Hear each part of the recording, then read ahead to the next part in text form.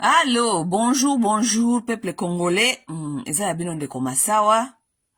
Bon, tika na nto solo la muke, pona makambo oyo ya mboka. Ok? Ça fait combien de temps na yawate? Même ata ba 2 semaines, na évité. Bon, na évité peut-être une semaine. Depuis na kosa la vidéo. Non, non, quand même, ça fait presque ba 2 semaines, ba 2 ou 3 semaines. Depuis na sali vidéo politique. Parce que oui, j'ai fait certaines vidéos, mais ce n'était pas des vidéos politiques. J'ai fait des vidéos sur la société. Bino nyonso boyebi nasalaka nyonso soki nalobeli société awa moke nalobeli pe kote politique nalobeli makambo nyonso nalobelaka nyonso namoni kaka ezali kotungisa biso communauté ou bien la société. Ok, bon, anyway, mbote na bino nyonso nalingi nalobela bino moke tosola makambo moke ya politique tota makambo nini ezali koleka na mboka wana parce que moke il faut toyaka toujours ko exciter un peu mitu na bino kopesa bino quelque chose pour réfléchir ko zongisa bino na molongo soki bozaki moi dérouté comme ça boyeba topesa bino matière à réflexion, n'est-ce pas? Bon, mbote na ngai liboso yo kende na bandeko na biso ya baza na Sud Afrique parce que kuna biso tozoyeba makambo ya xénophobe ndenge nini bazali ko vivre à l'insécurité tous les jours. Ce n'est pas facile ko vivre na okimi déjà pas na bino bitumba, okimi pas na bino insécurité parce que ba congolais bakima ke pas ba honte pour balinko kima. So opesi congolais nyonso option kozonga na mboka na yake ne kofanda kuna ba okene ba kofanda na mboka na bango. Mais so congolais bimaka na mboka ne po akende kofanda libanda ezali parce que azana choix mosusu te. Il faut akende koluka wana il faut za kende luka via malonga pona bana na ye ou bien kokende koluka via malonga pona ye moko ou bien même pour l'insécurité alimentaire. Ba congolais mingi bakimaka insécurité alimentaire. Il y a pas à manger là-bas. Il y a rien. Il y a pas du travail et tout. Donc, muto préféré kende na ye koluka et si comme opportunité zali amona kwanga, n'est-ce pas? Yangwana ba Congolais ba kendaka. Mais si vous donnez les Congolais l'opportunité de quitter leur pays, et si vous ne leur donnez pas l'occasion de quitter leur pays, ils vont pas vouloir quitter leur pays. Les Congolais aiment leur pays. Balingaka mboka na bango. Yangwana tango ba uta kakuna na mboka na bango ba yaka kosala kaka ba communauté oyo, ba ko vivre ba ko s'intégrer te, ba ko vivre vie ya bato mususu te, ba ko vivre kaka oyo ya bango ba tika ki kuna na Congo. Bazalaka awa kaka na nzoto memoli monyo sezalaka kuna na Congo, ils vivent comme s'ils sont au Congo tous les jours. Ok? Donc, mbote ezali kopesa ya bandeko na biso ya kaka ismasos abari kaka mpenzi. Mbote ezali kopesa bandeko na biso ya baza na Sud Afrique bo bazali ko vivre na kata ya insécurité parce que bokimi epai na bino pona kokende koluka vie eska bokei pe balingi bino te babandi ko bengana bino babandi ko luka kotumba bino. Donc vivre à l'insécurité comme ça eza un peu difficile. Ok? Mais ce qui est à retenir ici, ngana yesa ba congolais na bino mongo bino bati bozana ba poto awa. Il y a un jour pe atana ba poto awa yo koma kabongo. Surtout na ba Amérique awa un jour eko koma kapeka kabongo. Pourquoi? Parce que vous savez, je vous dis souvent, ne pensez pas que l'Amérique ici baza bato ya ba bolole oyo bandimela mutu nyonso somba munduki. Américain nyonso azalaka na munduki na ndako. Les Américains vont s'entraîner tous les jours nenge nya kobeta masasi. Alors que tandis que bango awa na guerre ya ezalaka na kata mboka na bango te. Bango basalaka ba guerre nyonso en dehors de ces pays. Siko tango bandimeka ba citizen na bango bazwaka ba minduki, basomba minduki, ba ko s'entraîner ko bunda. Pourquoi? Parce que ces gens ici avec la politique qu'ils ont fondée ici, ils savent que un jour il y aura une guerre civile ici. Oui, il y aura une guerre civile. Guerre ko utaka libanda te eya awa. Bango moko awa bako mibomanaka un jour. Et bo yebike. So ya kombe na makamya ko mibomana bino na bino batu boso nga ko ya otika bana bino bakoma so disaba ba américain ba bota ba génération awa. Boso manenge moko iza na politique ya population control. Boso comprendre te. Na l'accès bino ba statistique la fois passée. Na l'accès bino que statistiquement parlant, communauté noire ezo ko matate. Communauté noire ezo ko matate, ba Spanish basi ba leki biso obiso to lekaka il y a 30 ans.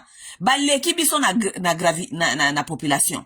Ce qui ozo ko tala nenge ba ko koma pe awa dans 10 ans, dans 20 ans, baza ko estimer ba ko koma presque 30% ya population. Tandis que les noirs ne montrent pas. Ba noirs tozo tikala kaka na ba 15, tozalaka na ba 13, 14, tokomi kaka na 15, tozo kendete il y a 30 ans après. Pourquoi? Parce qu'il y a toute une politique de ce qu'on appelle population control. OK? Ça veut dire que mukolo ekobeba awa. bao baza majoritaire bango pe kutunde majoritaire ba mindele bango pende kutu bafanda kana minduki na kata bapale ça veut dire que ba place nyos bozo ke na poto oyo kokanisa ke boto kimi na biso Congo tokene na poto tokotika bana kuna vos enfants seront toujours en danger. Oui, parce que soki ba économie ekwei, soki ba mboka ezoko kasusu ko gérer makambote, guess what, xénophobie et bimaka naturellement. Batu ba komo kanisa parce que la population, la masse n'a pas de l'intelligence. Masse ezalaka na motute. Masse ezalaka émotif. Alors que na ba mboka nyonso, masse nde ezalaka ebele. Masse eza oba baza na mayele belete. Vous voyez? Masse wana bazalaka facilement influencé na propaganda. Soki ba esi onkaka ke omone eza pona ba étranger yangona tozali ko bozana misala te omone ezali pona les politiciens font un travail très fantastique na makambo wana. Ba yebi ke masse eza stupide. Masse eza émotif. Masse eza kana intelligence te. Na bamboko bozo otika bana na bino oyo boye baki bamboko aussi malgré ça bamboka moko ezali avancé mais masse ezana no pe ya bato bazoba baze ebele xénophobie bimaka mingi na masse oyo yebi ke ba wana nde baye ko boto la biso kwanga ba wana nde baye boto la biso misala bozo mona ba France nyonso na to tela bino documentaire moko na page nanga bozo mona ndenge France ezali ko struggle bozo mona ba pays mingi européen comme ko struggle n'est-ce pas? Anyway, tika nazonga na makamuna za koloba. Na yo loba boy. Bandeko na biso baza kuna na kata Sud-Afrique. Tozo kanisa bino, vous êtes dans nos cœurs. Nous pensons à vous. Non seulement vous seuls les Congolais, mais à tous les Africains, parce que nous sommes des Panafricains. Donc tous les Africains qui sont là-bas, qui sont en train de vivre cette angoisse ou bien terreur, tozo ko kanisa bino. Mais ce qui est grave est que ba gouvernement mingi ba africain baza ko lobela likambo te. Ba Sud-Africain bango moko baza ko bima ba mususu balobi ke non xénophobie eza ya bangote mais oui tozo ko mona quand même un certain groupe ya batu bazali ko terroriser batu kuna mais gouvernement Sud-Africain lobini gouvernement Sud-Africain tous ces gens là écoutez na yebisa kabino na bino boye soto lingo yeba comment est-ce que mutu aza ko sentir pona yo tala bana nenge baza ko se comporter. Ce qu'on moni moutouazan à pouvoir, c'est la même chose. Même dans des familles, même avec des amis, même dans la communauté, tu n'as pas à connaître ce qui moutoualingakayo ou bien lingakayote. Regarde seulement comment ces enfants se comportent avec toi. Tu connaîtras ce que les parents pensent de toi. Oui. Et surtout, bah maman, si tu veux savoir comment est-ce que quelqu'un pense de toi, regarde comment est-ce que ses enfants se comportent envers toi. Tu sauras. Même chose, et que nakati naba mitu yamboka na l'état. Ce qui bon money, nenge population zali ko se comporter. Population se comporte ka, bokoye ba déjà, ce qui se passe dans la tête et dans l'âme de leurs dirigeants. C'est ce qui se passe dans la tête et de l'âme de leurs dirigeants. C'est comme ça la population se comporte. C'est la même chose. Ça veut dire que ceux qui Sud-Afrique ezali penda kolobela makambo te gouverneur wango efandi bandi ko beta sete na likambwana, ça veut dire ezali sentiment na bango même au-dessus, même na mitu ya mboka. Vous comprenez? Oui, c'est comme ça. Donc courage kaka na bandeko na biso bazali na Sud-Afrique bomi lengela mais lokola nga nazali congolais na kolobela bandeko nga ba kongomani bomi lengela. Pourquoi? Parce que kuna bokende ko luka kwanga so ikwanga bato mususu kuna ekomi problème bango balingi kwanga la binote dans les jours à venir boye ba ko se organiser bobi mamboka wana parce que eza conseil gratuit na kopesa bino parce que sentiment wana eko changer te. Vous allez tomber dans des histoires que vous êtes devenus des victimes des gens les histoires vous faire tuer pour les choses que vous ne connaissez pas. Pourquoi? Parce que xénophobie oh eza na Sud-Afrique ebandi lelote ebandi kala baza ko manifester ngo bazali ko manifester ngo bozali ko ignorer. Ne ignorez pas, ce sont les mêmes comportements qui ne vont pas se changer parce que ezali ko se répéter. Ezate ke loko tomona ki une fois deux fois et puis ça s'est arrangé te. Ezali ko ya répétitivement et plus de ça, plus de mouvements ezali ko kola parce que mbalo penda tomoni démonstration ba bimi na ba ville et belé ko la sabino que mouvement ezali ko kola. Ne vous vous inquiète pas que tous ces gens-là qui sont sortis, demain, ils seront des pères et des mères des enfants. Ça veut dire, moko na bango soka boti bana mi bale mi satu, ça veut dire, bako, initier bana na bango nyonso, ke bino bozali batumabe et tout, bana na bango bako bomaka bana bino un jour. Ça veut dire, Congolais, zwa mayele. Et si ka baza kolinga yote, kolinga te kofanda kuna. Prépare-toi petit à petit, même dans 3 à 4 à 5 ans, bao bosala kakuna, boluketa mwa mike, boluki mwa finance mike, bobimi na mboka ona boki koluka vina bino place mosusu. Vous ne pouvez pas rester là où on vous montre plusieurs fois que on ne vous aime pas et vous voulez rester là-bas. Ce n'est pas normal non plus. OK? Mutu afanda kate esika balingi yete. Esika balingi yote balakisi yango clairement que balingi yote, il faut luka kokende. Mais malheureusement, tozana ba dirigeant te baza responsable, oyo bakoki ko pesa bino guideline, oyo bakoki ko pesa bino guidance, koyebisa bino comment se protéger. Même nous n'avons même pas vu nani ambassade ya Congo na Sud-Afrique ezwa leadership elobake peut-être ba ville o ezali attaquer ezali boye to sengi na bao bazana kata ville wana bazala na ndaku anatanda tempérament oyo ekita ou bien c'est comme ça leadership ezalakate o ozokotala makambo na musika leadership ezali manque incompétence te bande ko babolingo.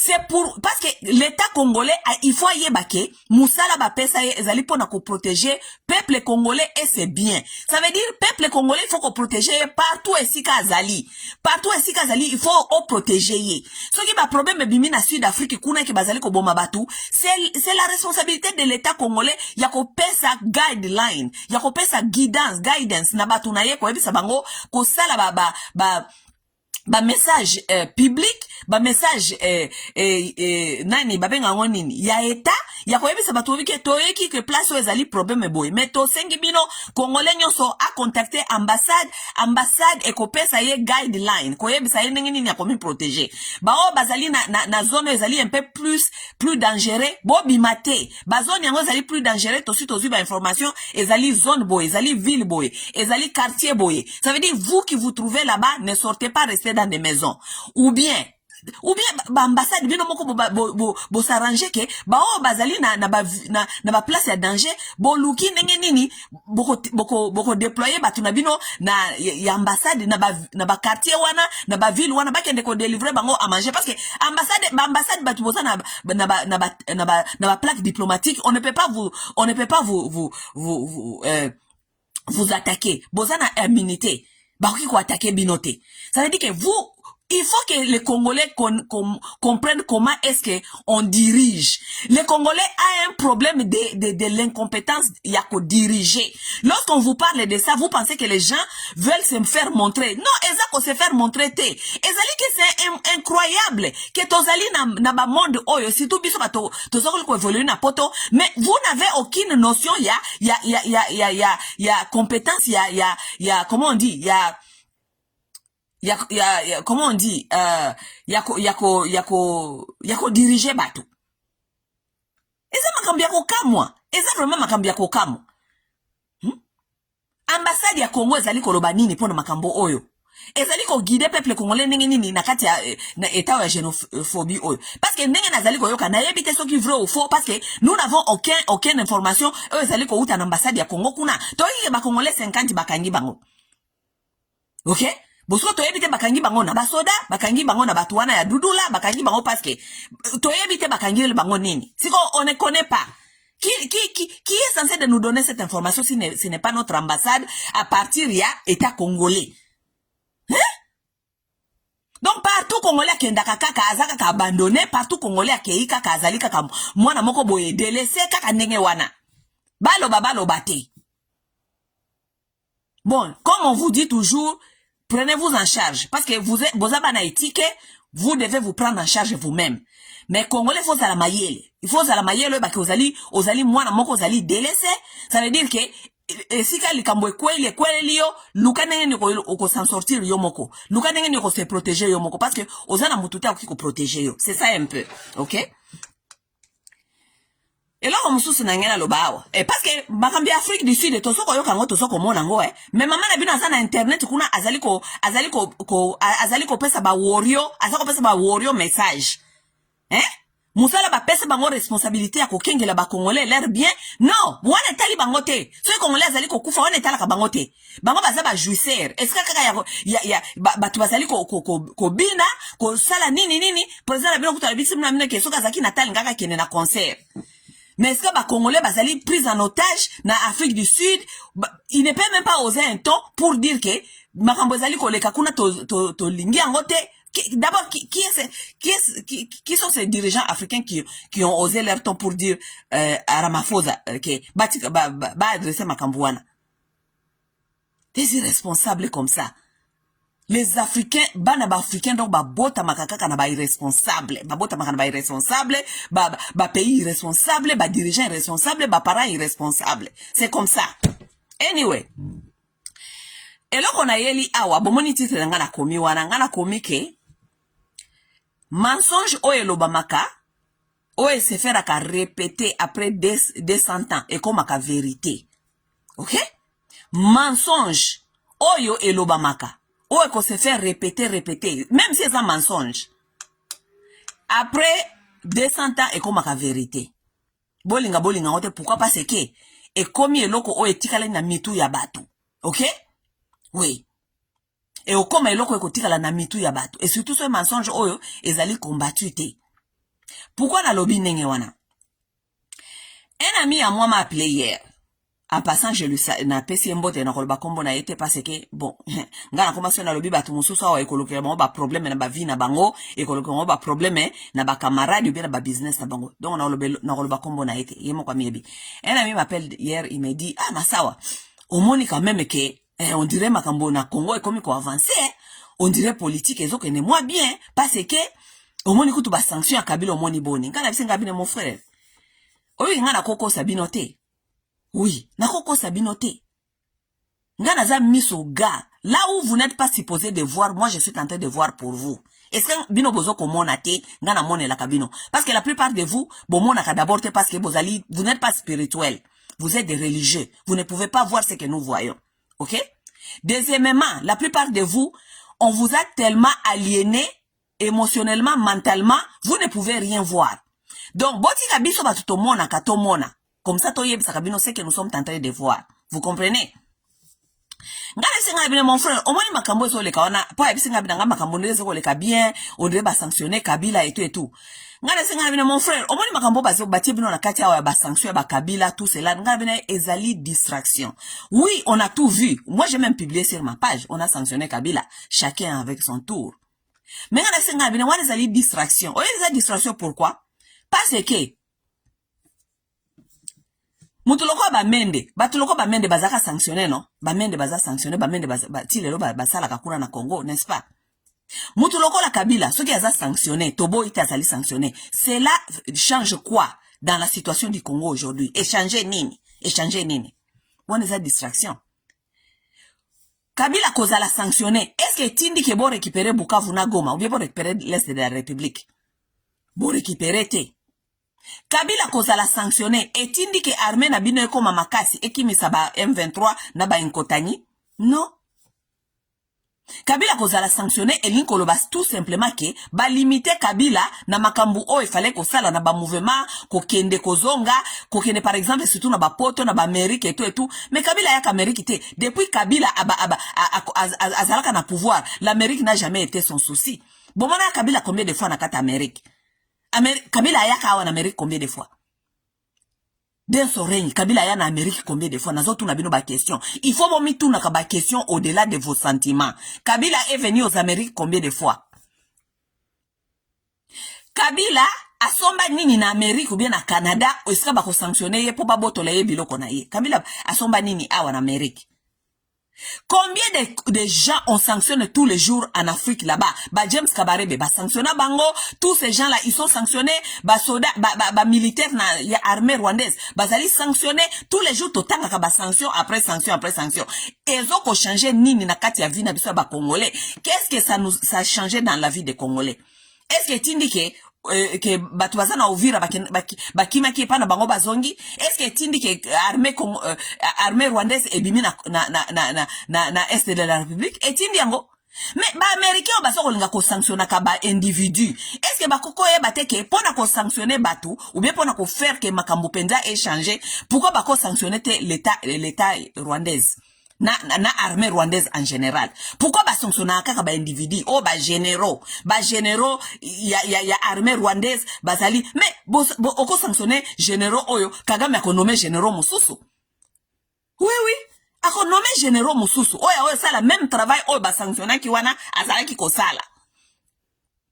Bo sanctionner Kabila, est-ce que cela veut dire que bo sanctionner Kabila, ça veut dire que M23 na batuna parce que M23 wana ezali extension ya Rwanda.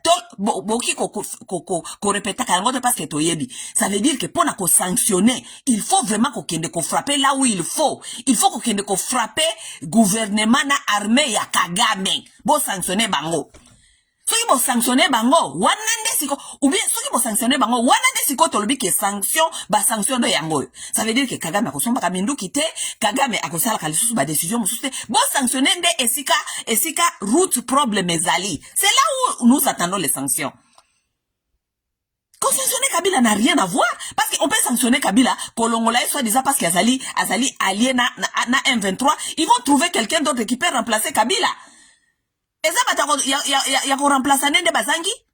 Ce ne sont pas les gens qui vont remplacer, qui manquent. Vous pouvez sanctionner tous ces gens-là, mais si vous ne touchez pas les racines des problèmes, vous jouissez pour quelle raison? Vous jouissez pour quelle raison? Ceux qui bayebi si batouboye, baza émotionnels qui ne peuvent pas réfléchir au-delà de ce qu'ils sont en train de voir parce que bon comment tellement battu jalelo et que raisonnement ils ont ça la lisusuté. Si on sanctionne Kabila, bozuinini na sanction à Kabila. Qu'est-ce que vous avez récupéré na sanction à Kabila? Bon récupérer Goma, bon récupérer Bukavu, bon récupérer l'aéroport, bon récupérer Nini, bon récupérer Est de la République. Kagame alobi ke akolongwa kunate. N'est-ce pas, il vous dit ça même dans ses discours? N'est-ce pas, il vous dit ça même après accord na bino à Washington? Kagame a fait combien de sorties pour na koyebisa bino na Washington ke akobimate. Bon, akobimate a placé Kabila, a placé Nanga, a placé Bertin Bisimwa, a placé Makenga, a placé ba généraux naye. Ceux qui va sanctionner ba généraux wana. Qu'est-ce que ça fait parce qu'il peut remplacer ces gens-là? Hein? Pourquoi est-ce que les Congolais ne sont pas intelligents? Boza qu'on fêtait nini au fait. Moi, c'est ce que j'ai dit ça à mon ami hier. Boza qu'on fêtait parce que va sanctionner Kabila. Vous n'aimez pas Kabila, vous avez la haine contre Kabila. C'est bon. Kabila a fait du mal. Kabila a fait ça. Oui, vous voulez qu'on la sanctionne. Mais est-ce que cela va vous faire récupérer ce que vous avez perdu? Non. Parce que, n'a-t-on comprendre oui, bah sanctionner Kabila, c'est une bonne chose. Et qu'on limite Kabila, bah mouvement. Et qu'on limite Kabila, ceux qui va botola ceux qui ni nanini. Mais biso ba Congolais, et Zaline ko handicapé Kabila, biso ba Congolais to récupérer nini. Qu'est-ce que nous avons récupéré dans ça? Nous n'avons rien récupéré. Nous n'avons rien récupéré, absolument rien qui jingu zéro.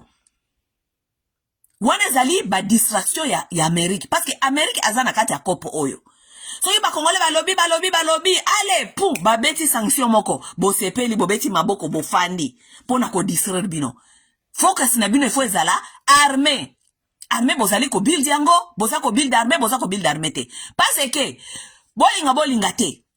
Modèle oyo Kagame azali wired na kati ya mutu na ye, ces gens-là, guerre na bango wane kosi la kalelote. Ça veut dire que nous devons nous préparer aussi militairement. Toroki ko se pelakate na ba sanction. Parce que sanction zali ko faire biso teto récupérer loko. Il faut que nous nous préparons militairement. Boko fanda te bo se pela sanction militairement bo se prépara kate. Président Abino lobi ayuti ko yebi sabino ke o ayebite mukolonini armée rwandaise ko kende o yeku to azali na ye militaire te et tout. Bon, il a trouvé une armée qui était infiltrée tout ça, mais il a toujours été il connaissait que cette armée a été toujours infiltrée depuis Ayaka pouvoir. Qui ne savait pas que Kabila a infiltré l'armée? Qui ne savait pas ça? Qui ne savait pas que ba mixage na bango ba salaka 4+1 et ne etinda armée wana ezala mixage? Mais Félix prêchait ça à l'opposition. Lorsqu'il est entré au pays, la première chose qu'il devait faire, c'était travailler sur cette armée-là. Pour oyebaki danger et traverser. Tu n'as pas fait ce travail-là, tu vas nous parler de ça au fin de ton deuxième mandat. Et puis les gens doivent s'asseoir là-bas et écouter et penser que tu es en train de dire quelque chose de bon. Même si Bamon Rabatou Bazoba vraiment. Au début du mandat, aya kite koye bisabiso ke, omoni biso toyeba kike, armée zali infiltré, donc na ye awa musala nanga ediboso zali, ko bongisana no armée ba congolais, soki boko liate boko zalanzala, bo pesa nga itana bongisana no armée to sécuriser mboka oyo. Mais il savait c'était quoi le problème. N'est-ce pas, il savait c'était quoi le problème. C'est maintenant, il faut azoko comment on a sorti ndazali koye bisabiso ke armée zaka infiltré siko il fallait qu'il va travailler sur armée ko travailler sur maïti lelo bazo ayebite kutu mkonini armée rwandaise ko kende. Ça veut dire que il n'est même pas sûr que mukoloni ni tokozala na armée o ko bundisa batu ou bien ko ça la sécurité en mboka. Et ce monsieur là, il est là, il veut nous faire croire que il faut ça la troisième mandat. Et les gens pensent que nous devons s'asseoir ici, écouter aux bêtises comme ça tous les jours. Ça veut dire que Kabila sanction ou sanction, pas de sanction, ça ne change rien dans la vie des Congolais. Ça nous a fait rien gagner. Toko récupérer et l'autre côté, mboka ici et katamaki, ici et kendaki, nazo comme ça, Kabila basali qu'on sanctionné, mais il y a des semaines, bozu ba nouvelle awa, ba combien on a ba société civile. Rwanda etie nani moi base na bango na Kabare. N'est-ce pas Rwanda etie base na bango na kata Kabare. Siko sanction ya Kabila. Na Rwanda za ko continuer ko tia ba base na ye na kati ya Congo. Ya wapinde ya ko sepelisa, ya wapinde ya mawa. Ya wapezo ko peze. Ou les beaux focaliser que Rwanda zoko tia ba base na ye na Congo, bozali ko yela biso ba masolo, on dirait to kanisa ke les choses sont en train d'évoluer. Ko sanctionner Kabila zali ko évoluer loko mon côté parce que base militaire ya ba Rwandais bati yango na kati ya Kabare. Tolo bate.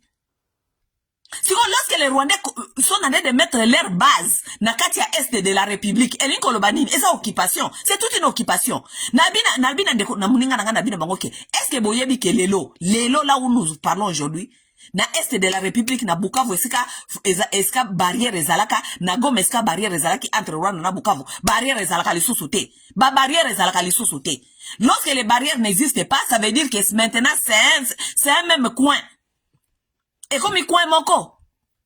Kota bima, population petit à petit, bah comme il commence na, kota bima, petit à petit, bah comme il commence na, et comme il vit na bango ya tous les jours. Vous attendez qu'on vous parle de la balkanisation à Monokonini pour vous comprendre. Frontières des alakalisu sous terre. Les gens là commencent à mener l'air, maintenant, bah comme il ko déposer pendant ba base na bango militaire na kati ya Kivu. Babaz wana nyonso ezalaka ya ba Congolais mais batu ba préoccupé ngo siko ezali Rwanda na ba militaire na bango soit disant ya M23 eza bango ne baza na kati kuna. Tout ça gouvernement na bino zali ko distraire bino masolo ya sanction ya Kabila azui sanction mais votre pays a des bases militaires na kati ya ba Rwandais. Vous nous faites vous avez distraire awa na ba sanction à Kabila.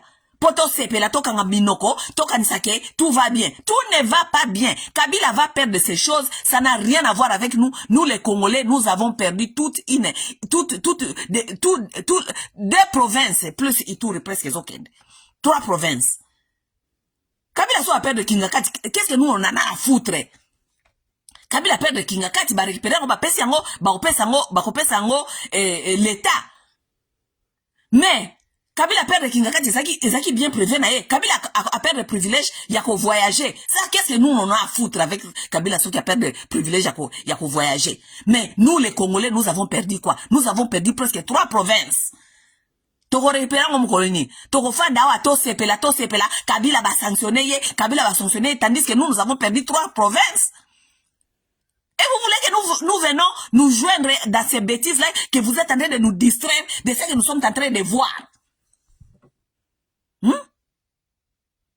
kuna na este frontière ezalaka lisusu te koma kota bima batu bakomi na bango activité zonga nango normal batu bakomi kovanda vie na bango normal. Hier j'ai écrit ici sur ma page nabi que est-ce boyebi ke na este la vie continue et les gens vivent, ils font tout ce qu'ils faisaient lorsque comme si l'été zalaki sans aucune assistance à l'état. Ça veut dire que les gens là sont en train de vivre normalement sans aucune assistance de l'État. Cela est très dangereux. Et très dangereux, pourquoi? Parce que ces gens-là ont compris qu'ils peuvent vivre sans l'État. Oui, ils peuvent vivre sans l'État. Parce qu'au fait, l'État congolais n'a jamais existé. Les Congolais lambda, ils vivent de l'Western Union. Les chiffres les montrent. Que les gens de l'étranger envoient 9 milliards de dollars au Congo chaque année. Il y a presque 7 ans, 9 ans. L'argent donc la diaspora envoyé au Congo était plus que mbongo ya l'État, budget à l'État par an. Ça veut dire que si la diaspora était un État, il y a l'État plus fort financièrement que l'État congolais. Vous rendez compte?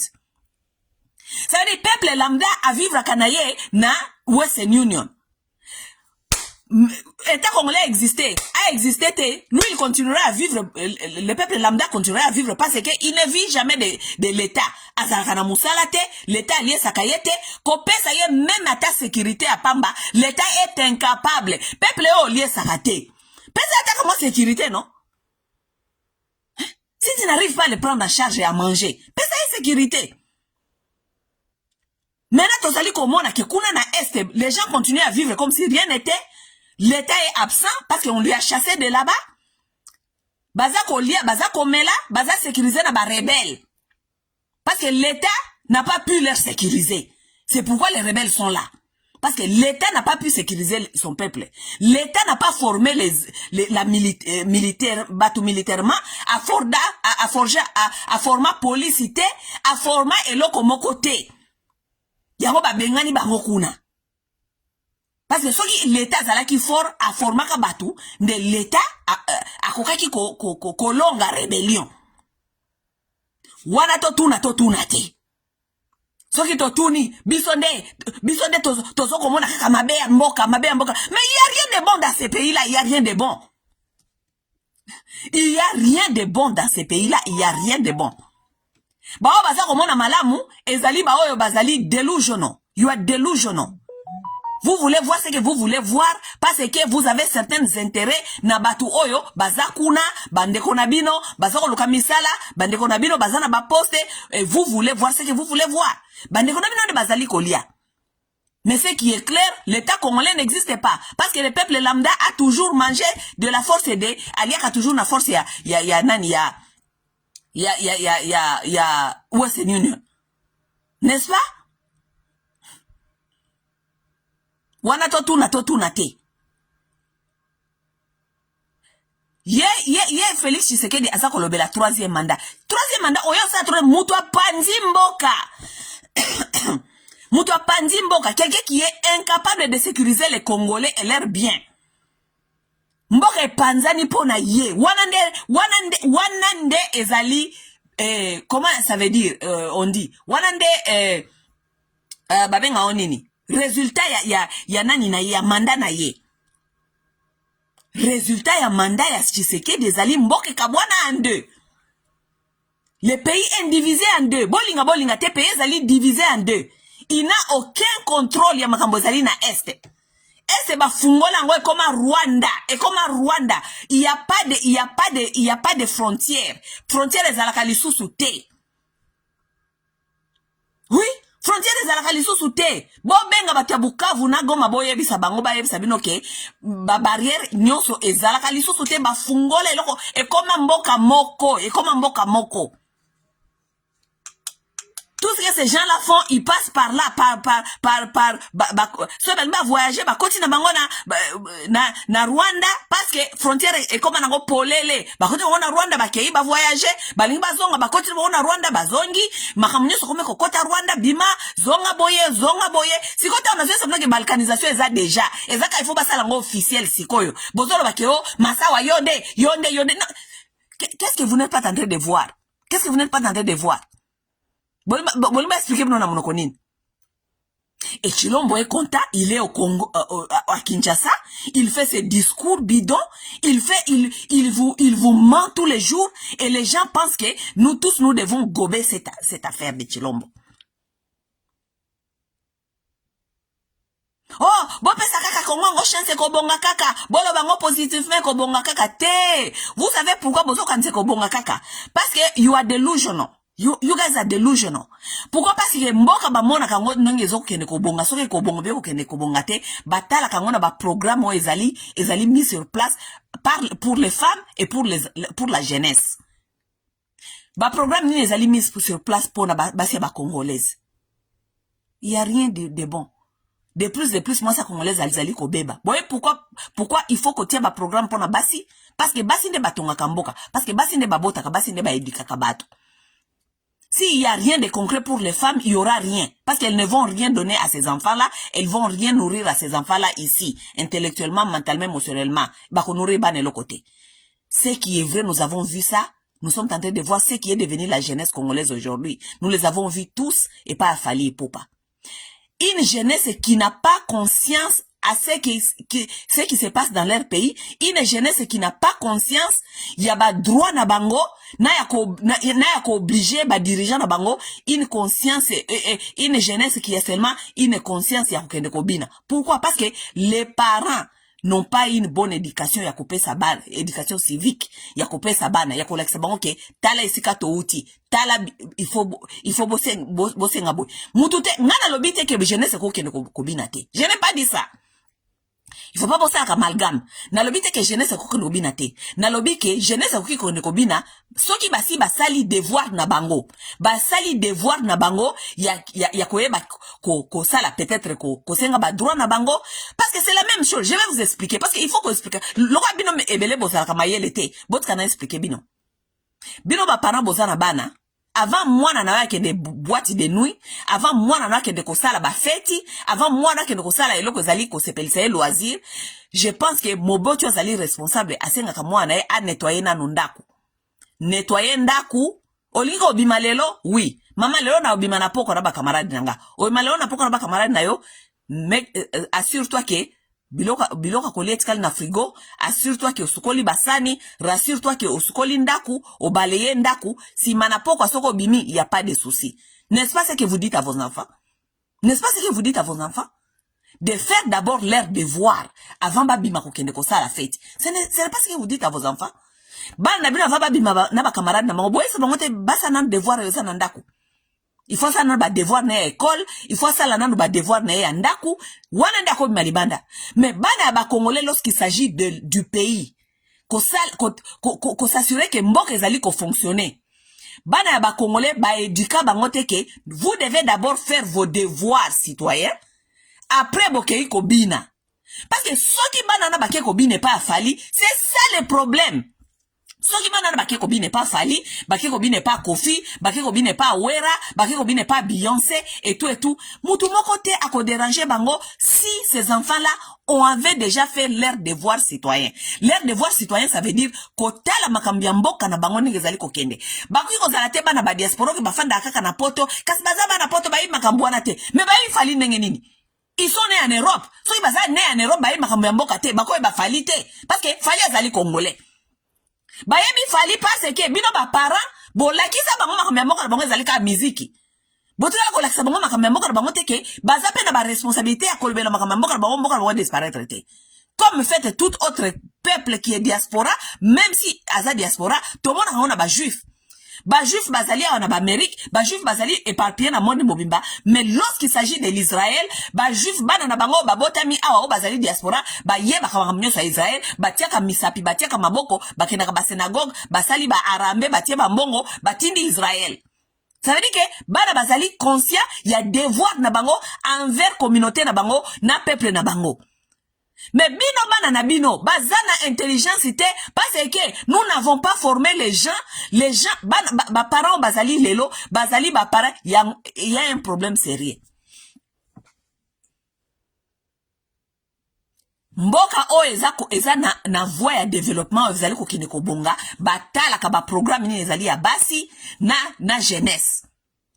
Tandis que ceux qui otali ya biso ba programme ya basi ya malonga ezate eloko d'abord programme ya basi ezalaka te. Ça veut dire éducation moyen eleka ezali te. Programme ya malonga ya jeunesse ezali te à part ko distraire bango na ba musique ko binisa bango makambi ya Kongo etali bango te. Na yebise muninga na ngana benga ngai. Il y a même pas 2 ou 3 semaines qu'au witness, nous avons été tous ici au courant.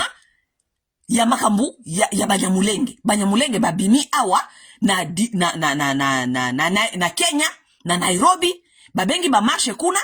Babimi awa na Washington awa basali ba marche na bango na mwa ba ville mwa ebele. Mais ce qui était basali pe na Londres otomoni ezaki ya munene makasi ezaki awa na Washington DC et puis na Nairobi na Londres pe batelema kikuna. Na yoki pare le 15 oyo bazali kokutana lisusu na Belgique. N'est-ce pas? Soki otali ba nyamulenge wana nyoso babimi o basoko benga ba nyamulenge babimi bango nyoso. Soko otali la plupart na bango ezali ba jeune. N'est-ce pas ça ba jeune? Bozo mona ba koko na kati kuna. Bomoni ba koko eza ba jeune. Na yebisi muninga na ngana bino bango. Omoni ba nyamulenge tango bazako benga bazoko benga ba marche ba bimia wa lokolo ba fourmia wa nombre bimaki na Washington na ebangi saki. Ebangi si pourquoi? Ngana bino bango tango ba bengi ba nyamulenge babima. Vous savez qui Moutaza ko accompagner bango qui est venu leur accompagner ba frère na bango ba Rwandais. Ça veut dire que bango ba bundaka en communauté. Lorsque banyamulenge ba bengi oh boya ko salisa biso nous les Tutsi du Congo nous sommes menacés ba Tutsi nyoso batiki makambo bande ko sala ba ye ko soutenir banyamulenge. Siko bino ba Congolais na kati ya banyamulenge wana nyoso babimi soi-disant.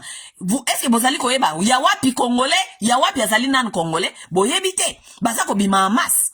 Ba ye awa o biso boye biso basala biso boye ngana bina muninga na ngana bina tangu bana banyamulenge baza ko bima libanda baza ko réclamer soi-disant ba droit na bango ba bima ba drapeau ya banani ba bima na drapeau ya Congo n'est-ce pas bomone bango balati ba drapeau ya Congo ba bimi na ba drapeau ya Congo baza ko sola na kombo ya Congo.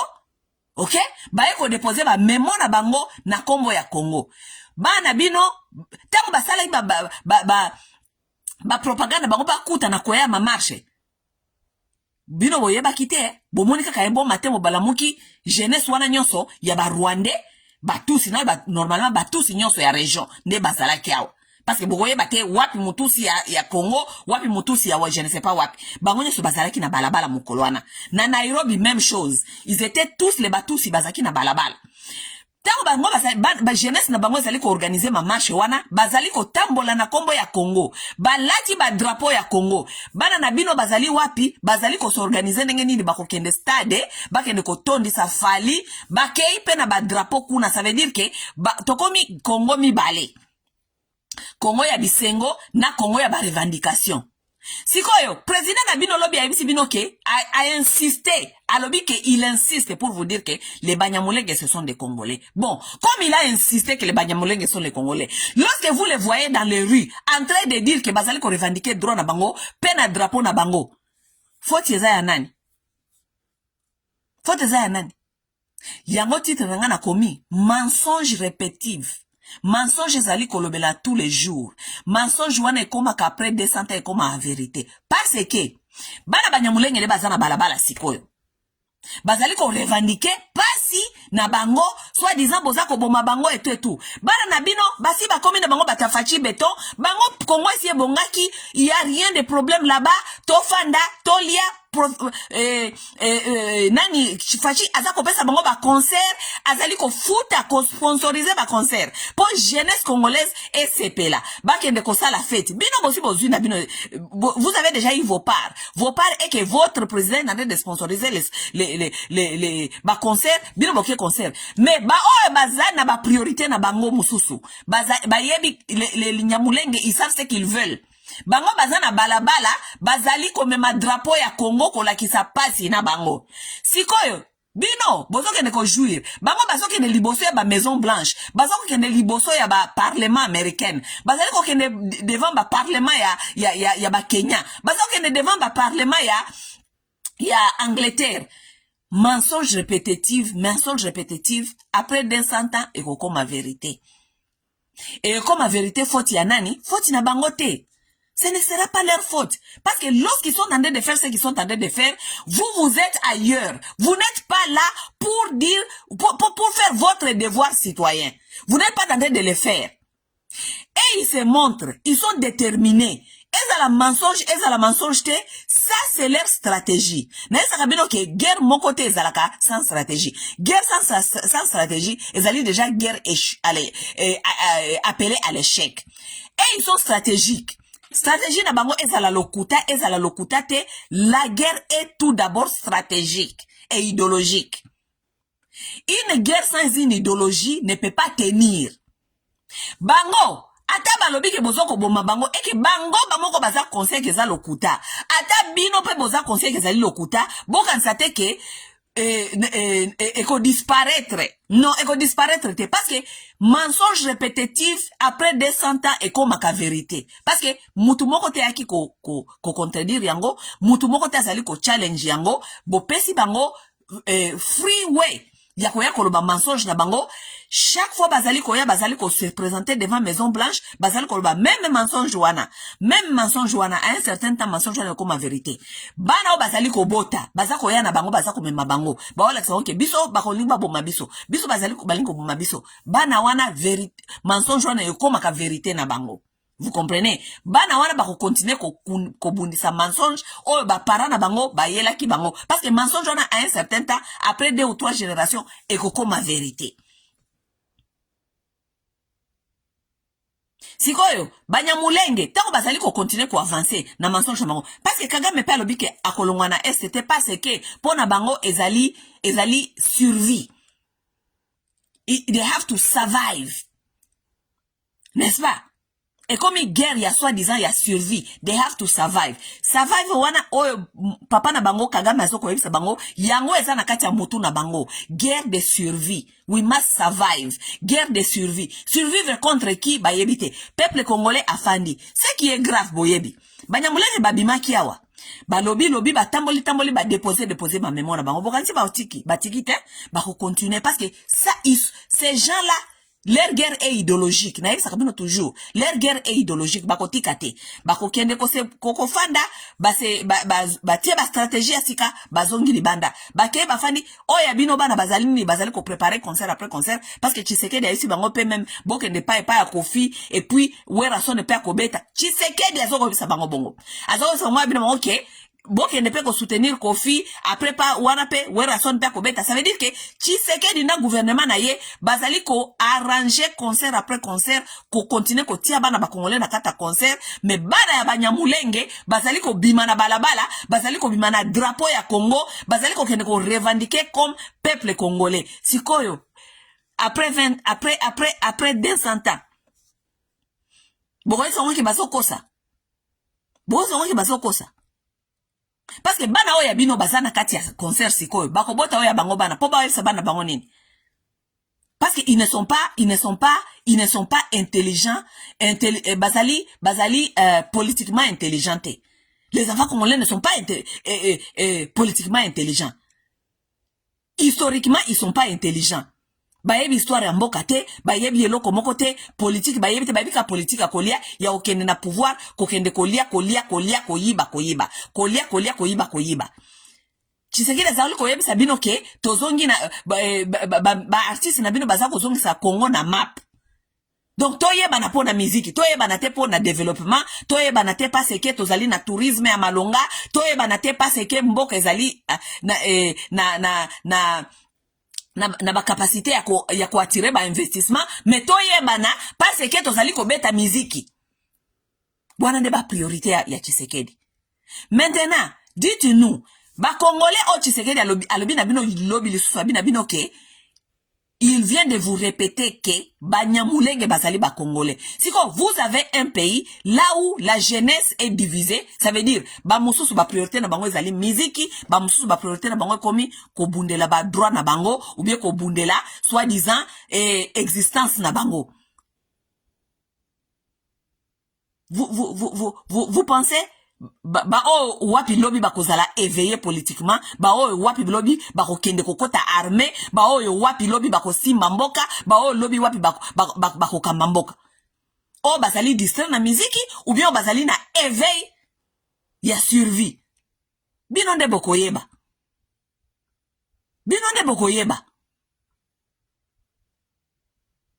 Vous avez une jeunesse maintenant, soi-disant Banyamulenge, les Congolais, comme Félix vous a dit, ils sont les Congolais, qui sont en train de sortir ici avec tous leurs frères Tutsi, qu'on ne connaît pas qui est qui. L'homme bakende ko renya kuna bakozo bande ko bango nyonso ba Tutsi parce que vous ne connaissez pas qui est qui non plus. Ba okende ko comme maintenant les nouveaux Congolais bino bana bino bokimi la bino na poto bakobina fali bondo tine boka ba fali tine mo musique ba yebi devoir citoyenneté. Et puis pour na bango maintenant le Congo va bien, moyen ba revendiquer ba ko revendiquer te parce que comme makambo tribal, parce que comme makambo ya sentiment, ba ko revendiquer le soit le côté. Ba tant que botine le ka ba musicien, bango c'est bon. Mais bana Nyamulenge baza na poto. Priorité na bango eza mosusu. Leur priorité est ailleurs.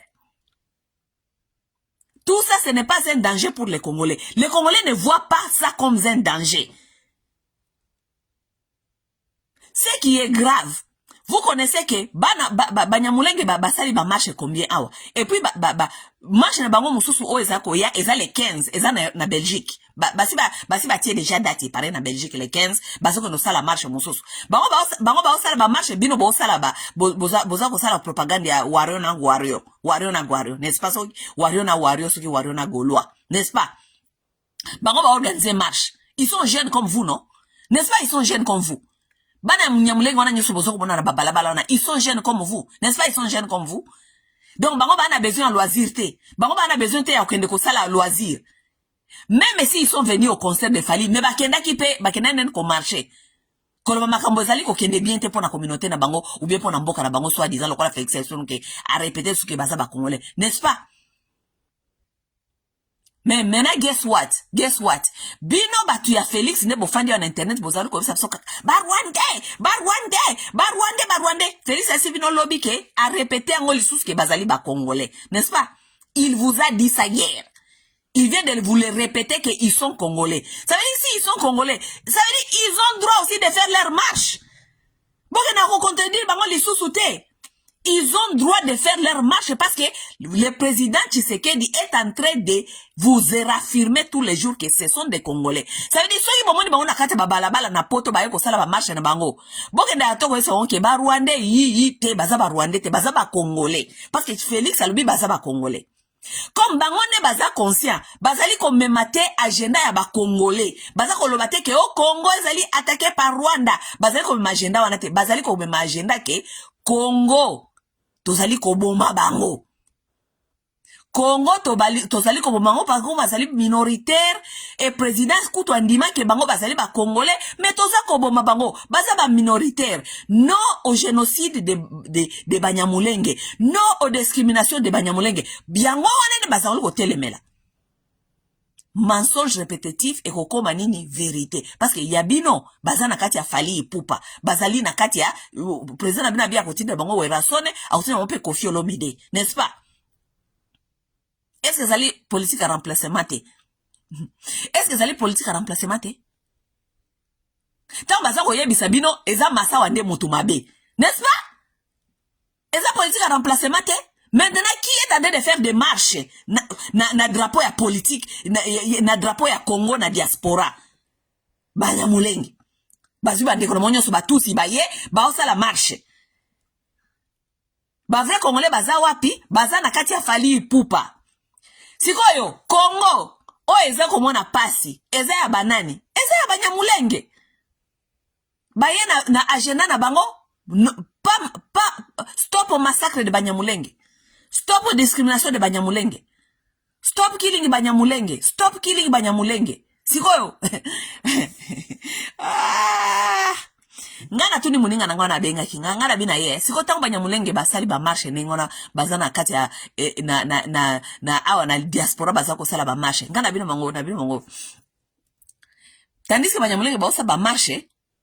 Gouvernement congolais a au courant que Banyamulenge ba osa ba marche, n'est-ce pas bomona kabango. Bomona ki bango. Quelle est cette équipe-là que le gouvernement congolais a mis sur place?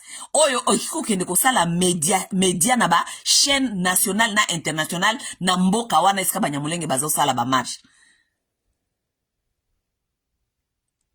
Budget nini na équipe nini gouvernement était sur place kolobake soki bomoni Banyamulenge na Washington. Totie budget, totie pe équipe ya batu, bokende na Fox News. Fox News ezali Fox News ya Amerique awa. Bokende CNN, bolo bake bo futa mbongo. Parce que ba news nyos ezalaka mbongo. Opesi mbongo, ofuti 30 minutes na yo ya koloba oli koloba kuna, ba pesi yo esikolobi. Obengi newspaper. Opesi bango information na yo, ofuti batie makambo na yo, oyo lobi ezali contradictoire na o bango balobaki na newspaper. Gouvernement congolais est déploré mbongo wana, etiango sur place, etie équipe wana, oyo bana koloba lokuta ya Banyamulenge ko contredire lokuta Banyamulenge. Etie angote. Mais gouvernement congolais ezoko pesa mbongo poto sala ba Fally Ipupa, ezali ko pesa mbongo pona batu na ye baya kan internet ba finga ka batu. Maman des Niz Nabino a payé ça moi si moko 600 000 dollars. 600 000 dollars, n'habite 60 000. 600 000 dollars pour na kofinge la kaiba ton internet. 600 000 dollars, oyebi ezali mbongo combien? Oyo, boroki kokine ko somaka ba média international, ko pesa ba mbongo, ya koya toujours ko contenir makambo bato ba oloba. Eza volontaire ou bien ezali sabotage? Est-ce qu'ils ne sont pas au courant que baroki pe ko fout en bongo, ba fouti pe, par exemple, chaque pays besoin d'ambassade. Bosu momoni stratégie Rwanda sali. Rwanda nde atie Banyamulenge libanda. Naba tout si mususu bazaya ko accompagner bango, ko ba ke bango nyoso bakomi Banyamulenge, n'est-ce pas? C'est Rwanda qui sponsorise, c'est Rwanda qui donne l'argent. Parce que Banyamulenge wana nyoso bazali ko uta na ba état ebele baza ko zo ba bus ndezo ko yana bango uta bango Massachusetts, ezo ko uta bango Caroline du Nord, et uta bango New York, ba tie ba bus sur place, bango nyoso ba yo sopa na Washington. Qui est en train de financer ça? C'est l'FPR de Kagame, n'est-ce pas? Ça veut dire, ils ont les moyens. Tant que de Libanda awa, ceux qui basent tellement belé, bolinga te bako mobiliser news. News ekoya, bako tala, bako yoka message wana. Vous avez vu la fois passée, batu ba réagir ki ba policier ba réagir ki ba kike, so ba sepeli awa te bazonge pa na bango. Mais quelque part ça veut dire que le message est arrivé, même chez les politiciens ici. Le message est arrivé. Si on se bazo continuer koya bazo ba même message wana ba policier wana bakobanda koyoka petit à petit ba ndofungula matoyi bakoyoka sikoyo quelle est le pour Kagame sa stratégie apesi mbongo ba continuer ko sala propagande libanda wa n'est-ce pas? Ils sponsorisent les bus, ils sponsorisent les hôtels, ba ye ba sali makamna ba kei. L'état congolais est une ambassade awa. Ambassade ba ye biteke makambo zali ko sala mawa. Ba ki ko lo bateke chaque état esika bato ba kei. Tostier déjà équipe na ambassade oyonde contre vérité contre mensonge na bango wana bino be bo futa ba média bo benga newspaper bo benga presse conférence de presse bo benga ba TV local bo kende koloba makambo ele kaki kuna tanke ba représentant ya gouvernement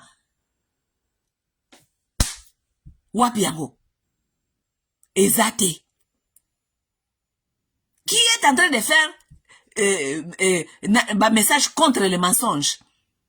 Ça ne doit pas être nous. Biso bata internet yo atoki koloba na internet mais l'opinion publique ezalaka esika news ezali.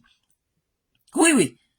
Opinion ezalaka influencée esika newspaper ezali New York Times ba CNN ba Fox News ba média national o télévision nesika opinion ezalaka influencer siko batia Tshisekedi bazali awa na kati ya internet awa te banyamulenge bazaba Rwanda même biloko na bino za kosuka kana kati ya batu na bino awa na kati ya internet bana bino pe bazali na bango consciente sima bakena bango concert afali n'est-ce pas mais Kagame azali ko sponsoriser banyamulenge baza ko bimena balabala n'est-ce pas contre-attaque médiatique wana eza wapi bozangi mbongo akopesa batu bakende kosala contre-attaque na ba média locaux na kati ba ville wana par exemple na Nairobi les gens là étaient dans les rues comme ça ba Kenya nyoso bazali kotala baza koyoka mais biso ba internet ata to ke na internet to sololi na batu ndambo internet mais mass wana na Kenya wana batala ki batu wana ba bimi boy oh baza ko bomba banyamulenge on est en train de nous tuer they are killing us la masse qui écoute la masse n'est pas intelligente la masse est motif masse ezalaka na mayelete masse ezalaka na émotion oyo bango bazali koyoka kuna bamoni ba mama ndenge na ba jeune ba mibwaki na se babandi kolela ba mama na mususu ba Kenyatta mbaleki na bamoni babi mawe babomi bango na bana na bango parce que mama wana ya normal ya Kenya wana aza mass azalaka na mayelete mass azalaka na émotion mass alanda landa siko qui est là pour contredire cette mensonge qui est là pour contredire ça motote si mabozali ko betela biso ba masolo wa keo makambo za ko leka bien makambo zali ko leka bien te eloko moko te zali ko kende na faveur na biso rien ne va na faveur na biso eloko moko te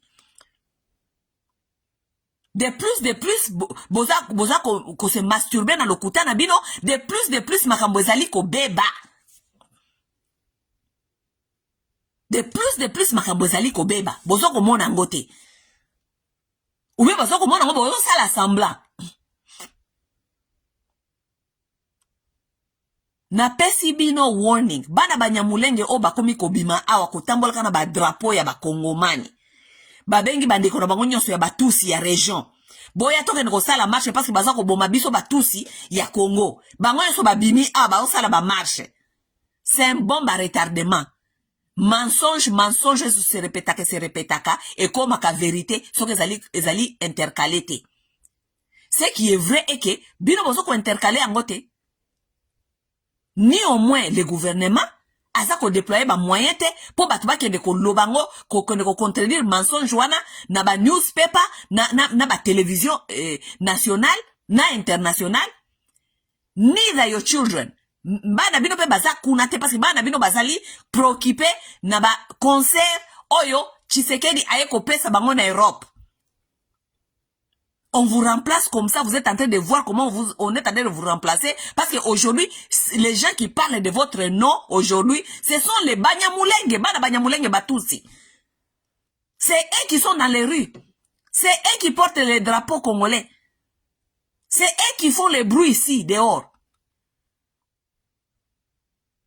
Bana na bino baza convaincu que Congo est bongi parce que fallait asa ko beta parce que fallait asa ko ningisa luketo Congo est bongi nango parce que président komi ko beta la biso ba miziki mikolo nyonso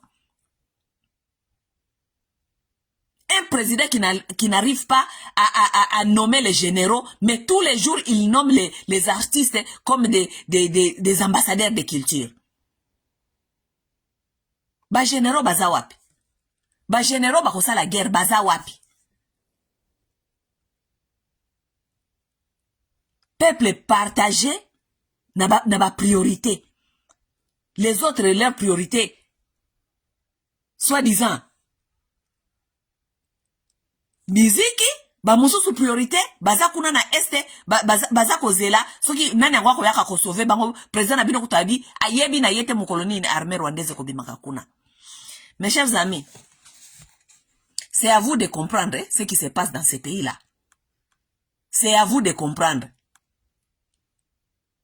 Congo ne ezali wana et comment nango balkanisé depuis kala bazela kaka bom mesana parce que de toute façon aussi bon meseni est-ce que n'est-ce pas aussi bon meseni Bossi bon meseni parce que les gens qui sont à Kinshasa ont démontré que Bazakana on a besoin d'un STT. Parce qu'il va faire une banque qu'on a paisiblement. Bazakana a besoin d'un STT. Le comment on a kuna na STT paye yaka ko influencer bango peut-être à part minéraux ou ibane ko uta kuna et ko takana budget à l'état. Et le comment malonge uta kuna ezate o muta Kinshasa zali ko miss ezate. Même chose na batu ya ST sikoyo. Et là, comment tu es à Kinshasa, échanger vie na bango, comprendre que on peut vivre sans ces pays-là. Et petit à petit, bazali, Rwanda zali ko séduire bango, et zali ko renforcer, makambukuna, bazala, kipe, makambukuna, sorti na bango, entrée comme ya Rwanda, sorti, entrée comme ya Rwanda, sorti, entrée comme ya Rwanda. Les barrières n'existent plus. Il n'y a plus Moulongo qui est à Rwanda, à Congo. Ba fungola ba barrière nyon c'est comme polele. Wane zamboka mokote. Ba oze la bino bon mesana, timu kolomusu soyo kaka, baka putting the icing on the cake. Il faut kakabaya kotia kaka icing na cake pona ezala proclamer normalement. Mais de toute façon, ataba proclamer ngo bozalja bosi bo meseni. Ça veut dire, mutuna mutu asia meseni vi na ye nenge zali. Bao ya ese basi ba meseni nenge wana, bao ya wese pe basi ba meseni nenge wana, mutuna mutu continue vi na ye, e okoma kaka balkanisation moko ezalaki smooth. Mais de toute façon, so peut balkaniser et salami bongo, mutuna mutu akende kotonga epai na bango. Parce que moi vraiment, personnellement pour vous dire, je pense que Batu ya Est, Bazali prise en otage, va se développer, nenge balingite, likolo ya buzo ba ya Ouest. Parce que mbongo nyonso, ezali gouvernement central. Gouvernement central ndezo kambongo, et dépenser 40% ya budget à l'État, na kofuta kaka batu na ye. 40% ya budget à l'État.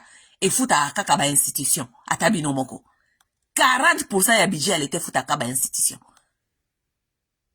Ça veut dire que la province nyonso eza nango profiter de loko moko te. Soki mutuna mutu amoni ke mutuna mutu akomi muninga pe akomi obstacle à développement, je pense que les gens n'ont qu'à réfléchir comme ils veulent réfléchir. Mutuna mutu so alingi à me prendre en charge parce que on ne peut pas non plus aussi continuer à se dire que nous sommes seulement congolais, toti kalakaka ensemble parce que tozaka ka congolais te. Tout le monde veut se développer. Tout le monde veut laisser l'héritage à ses enfants. Mutuna mtalingo tika la bana na héritage ya terre. Alingo tika la bana na héritage ya mboka o ezali malamu. Mboka o ezali développé. Mboka o ezali na avenir. Mutuna mutalingi ndenge wana. Donc on ne peut pas rester seulement ensemble parce que nous sommes des Congolais. Tel. Les gens doivent rester ensemble parce que bazali na même idéologie ya travail. Bazali na même motivation ya travail. Oui. Ezali ndenge moko na partenariat. Soko kei ko luka mutu oyo boko sala na ye musala. Et que yo za na compagnie olingi o build compagnie na yo. Je ne pense pas que kondo kozwa mutu oyo azaka ya molangwa, mutu oyo ayebi ko la mukate po kene musala, mutu oyo mikono sa zakana ba excuse pourquoi te aye musala. Non, okozwa partenaire oyo azali capable. Oui. Mutu moko te okende kozwa partenaire oyo ayebi musala te. Non, mutu na mutu alukaka partenaire na entreprise na ye, alukaka partenaire oyo ayebi musala po ba faire avancer compagnie wana kende liboso. Okonozoka partenaire te lobako azande konanga mais ayaka na musala alala ka asala keloko moko te soka bandi ko sala musala abuki biloko mais c'est mon frère seulement. Tu es perdant. Compagnie ne ont perdre ti un jour compagnie est quoi faillite parce que ozwaki ndeko. Ozwaki na sentiment ndeko, ozwaki ke ata sali musala bien te, ata lala kana musala, ata abuka kabiloko na musala, na zoye kaka parce que azali ndeko te. Mutu moko ta sala kabongo. Soko zali kotonga compagnie na yo okozwa partenaire oyo ayebi musala. Ngaso na fungoli compagnie na nga lelo na kozwa ndeko na ngai te parce que azaka ka ndeko na ngai te. Na kozwa mutu oyo ayebi kosala musala wana parce que naza na souci compagnie na nga ekende liboso. Oui, c'est comme ça. Donc congolais oyo ayebi ke alingi mboka na ye bonga po ya tikela bana na ye héritage. Il n'a qu'à se mettre au travail. Oh, alingite, c'est son problème. Ok? Ndeto kuta na mikolezali koya. Mais, ce qu'il y a à retenir ici, boye bake, titre on a komaki wana nabina ke mensonge, oye lobamaka après 200 ans et komaka vérité. Biloko banyamulenge bazali koloba wa libanda. dans 200 ans, et comme ma vérité. Et comme ma vérité, pourquoi? Parce que, mutumoko te a contredire bango, tango bango bana banyamulenge bazali bana baosala ba marche na bango na ba drapeau na bango ya ba congolais balati yango na nzoto bana na bino bazali ko ningisa loketo pa fali et puis président na bino alobi ke ako continuer ko tinda bato kuna ako continuer ko tinda Werason pa ako continuer ko tinda Kofi. Donc dans les jours à venir ne vous inquiétez pas, ceux qui les Congolais bakomi remplacés na bato mususu parce que déjà na diaspora tout le monde déjà ils sont déjà remplacés. Les Congolais sont déjà remplacés. Les Congolais ne font plus les marches. Ils ne revendiquent plus rien. Ce sont les Bana Mulenge qui revendiquent tout à leur nom et à leur propre cause. Le gouvernement congolais veut nous tuer. Les Congolais sont en train de nous tuer. 200 ans après, et coco ma vérité. Et coco ma vérité. C'est ça la vérité. Pour m'arrambia yesu, 200 000 après, 200 000 après, et comme ma vérité. N'est-ce pas? N'est-ce pas, m'arrambia yesu comme ma vérité?